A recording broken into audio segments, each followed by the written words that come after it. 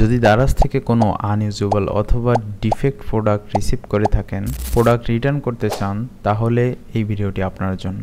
Product return করার প্রসেসে যাওয়ার পূর্বেই আপনাকে যেটা করতে হবে তা হলো ডিফেক্ট বা আনইউজেবল তার প্রমাণ হিসেবে কিছু ছবি তুলে নিতে হবে। আমার কাছে আসা একটি ডিফেক্ট প্রোডাক্ট রিটার্ন করে দেখাবো, যেটি হচ্ছে একটি ওয়ালটন ডাটা কেবল। এবারে আমরা মেইন প্রসেসে চলে যাব।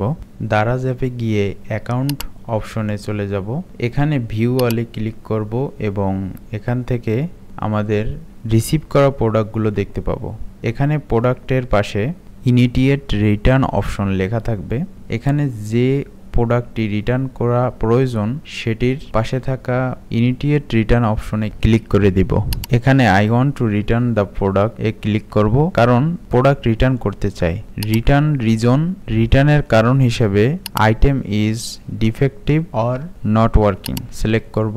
আপনার ক্ষেত্রে যেটি প্রযোজ্য হয় সেটি সিলেক্ট করবেন। আপলোড ইমেজ থেকে প্রমাণ হিসেবে তুলে রাখা ছবিগুলো আপলোড করব। কমেন্টে লিখে দেব রিটার্ন এর কারণ, আমি নট ওয়ার্কিং লিখে দিচ্ছি অ্যান্ড নেক্সট করে দেব।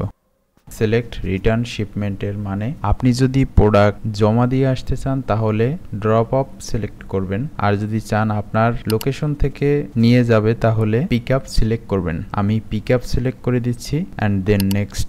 রিফান্ড যদি বিকাশ বা ব্যাংকের মাধ্যমে চান তাহলে ব্যাংক ট্রান্সফার, আর ভাউচারের মাধ্যমে নিতে পারেন তাহলে নেক্সট প্রোডাক্ট কিনলে ভাউচার ইউজ করে অর্ডার করতে পারবেন। আমি ব্যাংক ট্রান্সফারে যাব। প্রথমে খালি করে বিকাশ সিলেক্ট করে দিব অ্যান্ড বিকাশ অ্যাকাউন্ট যে নামে আছে সেই নাম লিখব। এরপর বিকাশ নাম্বার দিয়ে দেব।